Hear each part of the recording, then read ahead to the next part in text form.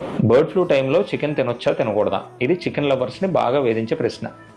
ఇప్పటిదాకా అవైలబుల్గా ఉన్న లిటరేచర్ ప్రకారం, చేసిన రీసెర్చ్ ప్రకారం చికెన్ తినడం వల్ల బర్డ్ ఫ్లూ అనేది రాదు మనిషికి.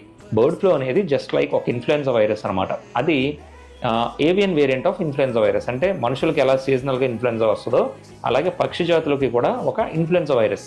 అది పక్షుల నుంచి పక్షులకి ర్యాపిడ్గా స్ప్రెడ్ అవుతుంది. పర్టికులర్గా పౌల్ట్రీస్ అంటే కోళ్ళు అన్ని పక్కనే ఉంటాయి కాబట్టి ఆ వైరస్ బర్డ్ రెస్పిరేటరీ డ్రాప్లెట్స్ వల్ల కానీ ఒక పక్షి నుంచి ఒక పక్షికి స్ప్రెడ్ అవుతుంది. కాకపోతే ఏదైనా వైరల్ పార్టికలే కాబట్టి ఆ పక్షులకి బాగా సన్నిహితంగా ఉన్న మనుషులకి అంటే ఆ పౌల్ట్రీ వర్కర్స్కి కానీ వాళ్ళకు కూడా స్ప్రెడ్ అయ్యే ఛాన్స్ ఉంటుంది. కానీ బర్డ్ ఫ్లూ సోకిన మనిషి నుంచి ఇంకొక మనిషికి ఆ బర్డ్ ఫ్లూ రావడం అనేది చాలా రేర్. ఒకవేళ బర్డ్ ఫ్లూ వస్తే ఆ మనిషికి ఎటువంటి సిమ్టమ్స్ ఉంటాయి? జస్ట్ లైక్ ఇన్ఫ్లుయెన్జా వైరస్ సిమ్టమ్సే ఉంటాయి. అంటే జలుబు, దగ్గు, బాడీ పెయిన్స్, కళ్ళ కలకలు, నీరసం.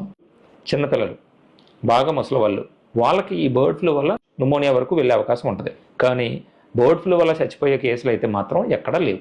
చికెన్ తినొచ్చా తినకూడదా? ఇది చాలా పెద్ద డౌట్ కదా.